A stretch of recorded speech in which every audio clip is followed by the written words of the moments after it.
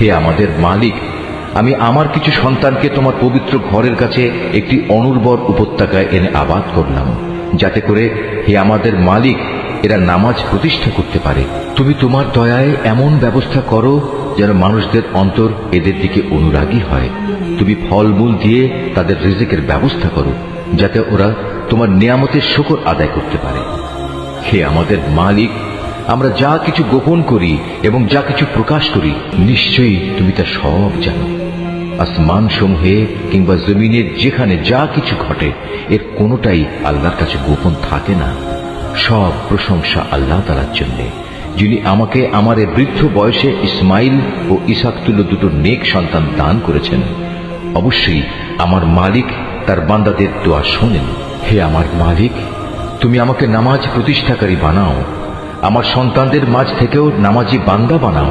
হে আমাদের মালিক, আমার দোয়া তুমি কবুল করো। হে আমাদের মালিক, যেদিন চূড়ান্ত হিসাব কিতাব হবে, সেদিন তুমি আমাকে, আমার পিতা মাতাকে এবং সকল ঈমানদার মানুষদের তোমার অনুগ্রহ দ্বারা ক্ষমা করে দিও।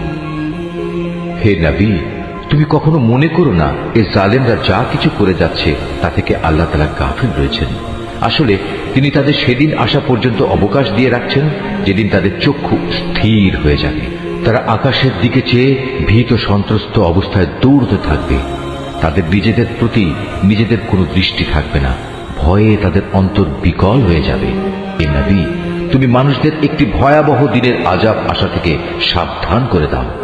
এমন দিন সত্যি যখন এসে হাজির হবে, তখন এ জালিম লোকেরা বলবে, হে আমাদের মালিক, আমাদের তুমি কিছুটা সময়ের জন্য অবকাশ দাও, এবার আমরা তোমার ডাকে সাড়া দেব এবং আমরা তোমার রসুলদের অনুসরণ করব। জবাবে বলা হবে, তোমরা কি সেসব লোক যারা ইতিপূর্বে শপথ করে নিজেদের মধ্যে বলাবলি করতে তোমাদের এই জীবনের কোনোই ক্ষয় নেই, অথচ তোমরা তাদের পরিত্যক্ত বাসভূমিতেই বাস করতে, যারা তোমাদের আগে নিজেদের উপর নিজেরা জুলুম করেছিল, এবং এ কারণে আমি তাদের প্রতি কি এ ধরনের আচরণ করেছিলাম তাও তোমাদের কাছে সুস্পষ্ট ছিল। তোমাদের জন্য আমি তাদের দৃষ্টান্ত উপস্থাপন করেছিলাম। সোজা পথে এরা বিভিন্ন চক্রান্তের পন্থা অবলম্বন করেছে।